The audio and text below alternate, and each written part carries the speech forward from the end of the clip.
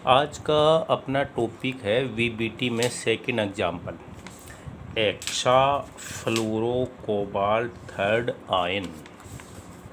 ये जो संकुल है, इस संकुल को अपन वीबीटी के द्वारा एक्सप्लेन करेंगे। इसकी चुंबकीय प्रकृति, इसकी ज्यामिति, संकरण, संकुल का प्रकार, ये सब एक्सप्लेन करेंगे। पिछले एग्जाम्पल में हमने देखा था कोबाल्ट थर्ड का ही संकुल था, लेकिन उसके साथ जो लिगेंड था वो एमीन था, NH3 था। लेकिन यहाँ लिगेंड जो है वो फ्लोरो है, F। यहाँ कोबाल्ट की ऑक्सीकरण संख्या +3 है। मीन्स कोबाल्ट जो है वो +3 ऑक्सीकरण अवस्था में है। अपनी इसकी ऑक्सीकरण संख्या निकाल लेते हैं जो कि +3 आती है। और कोबाल्ट जो है उसका इलेक्ट्रॉनिक विन्यास जो है वो होता है 3d7 4s2। ये इसका संयोजकता कोष है।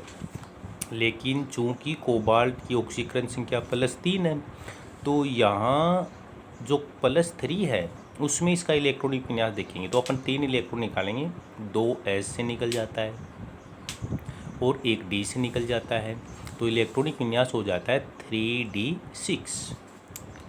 अब अपन क्या करेंगे, ये जो कोबाल्ट 3 है मूल अवस्था में, ग्राउंड स्टेट, GS मतलब मूल अवस्था में अपन इसका इलेक्ट्रॉनिक विन्यास दर्शाएंगे। तो मूल अवस्था में इलेक्ट्रॉनिक विन्यास अपन बाउ नियम के अकॉर्डिंग पहले क्या करते हैं, एक एक इलेक्ट्रॉन भरते हैं। तो D में 6 है, पहले अपन एक एक करके भर देते हैं। फिर क्या करते हैं, युग्मन, तो छठा इलेक्ट्रॉन यहाँ युग्मित हो जाता है। ये इसकी क्या है, मूल अवस्था हो गई है। अब अपन एक्साइटेड स्टेट में इलेक्ट्रॉन को भरते हैं। तो एक्साइटेड स्टेट में जब इलेक्ट्रॉन भरेंगे तो मैंने आपको बताया था कि जो वीबीटी है उसमें जो मेन पॉइंट है ना, वो ये एक्साइटेड स्टेट है।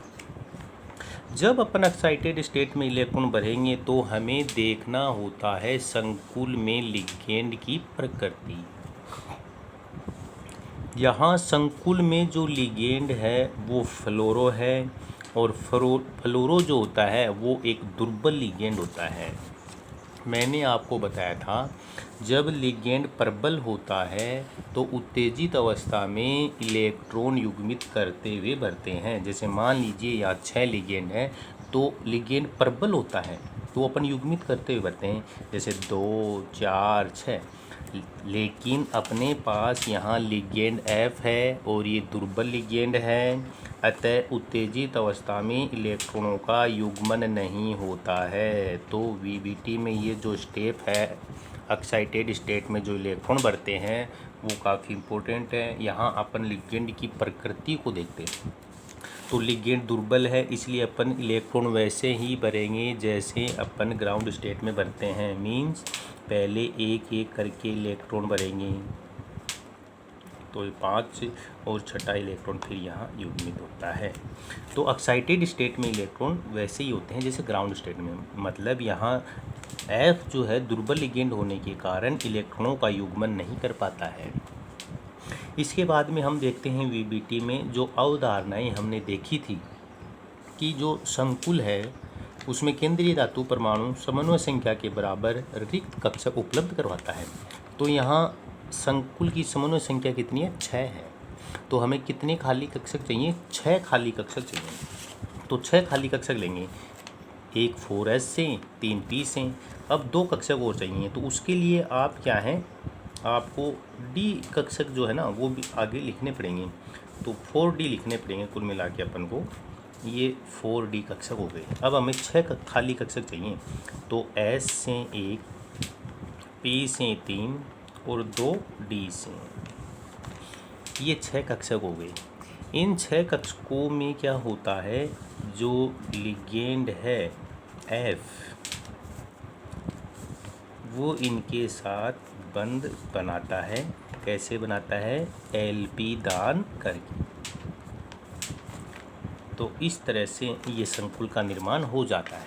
तो यहाँ संकरण जो हो गया ना, देखिए आप पहले S है, S 3 P है, तो P3 और 2 D हैं, तो D2।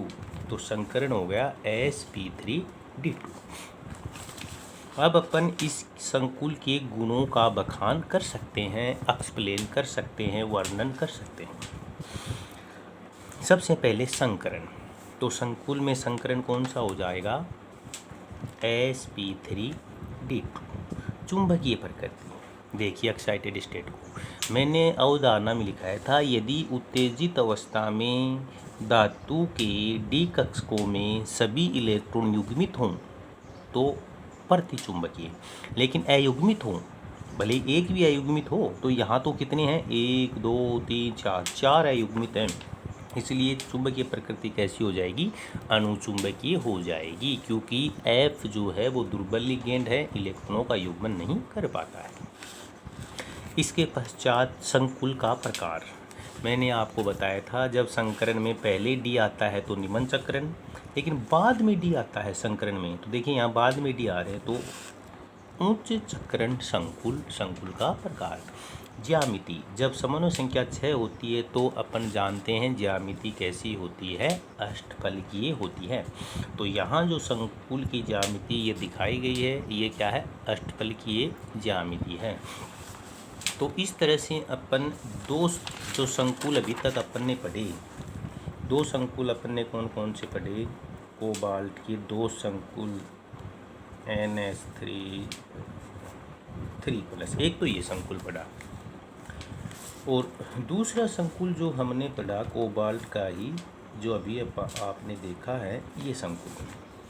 इन दोनों संकुलों की यदि अपन तुलना करें, अभी तक जो अपन ने दोनों संकुल पढ़े, तो सबसे पहले यहाँ लिगेंड,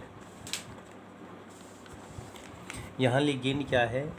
NH3 है, जो क्या है? प्रबल है।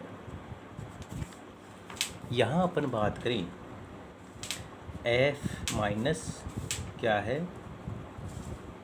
दुर्बल लिगेंड है, ठीक है। इसके पश्चात ये इलेक्ट्रॉनों का क्या करता है? युग्मन। तो इलेक्ट्रॉन का क्या करेगा? युग्मन करेगा उत्तेजित अवस्था में। कहाँ करेगा?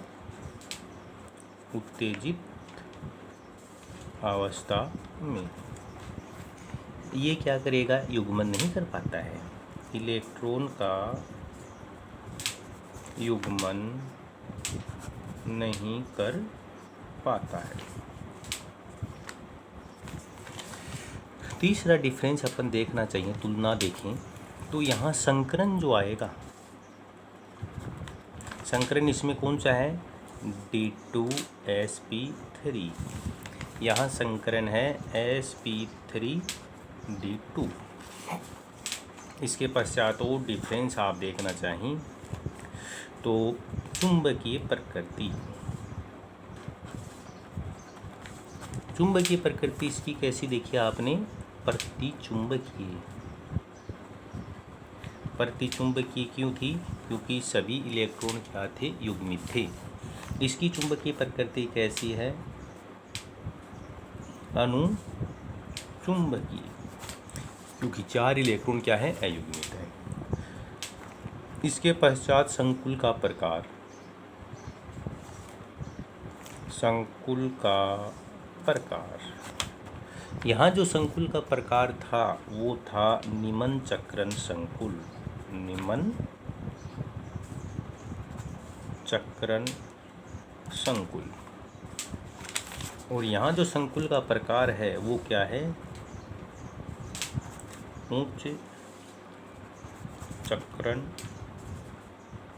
संकुल। तो ये इसमें क्या हो गया? डिफरेंस हो गया। अक्सर क्वेश्चन दोनों की तुलना करते हुए पूछते हैं। जैसे देखिए, आपको पूछा जाता है एग्जाम में, ये संकुल जो है एक्साइमिन कोबाल्ट थर्ड संकुल प्रतिचुंबकीय, जबकि एक्साफ्लोरोकोबाल्ट थर्ड अनुचुंबकीय होता है।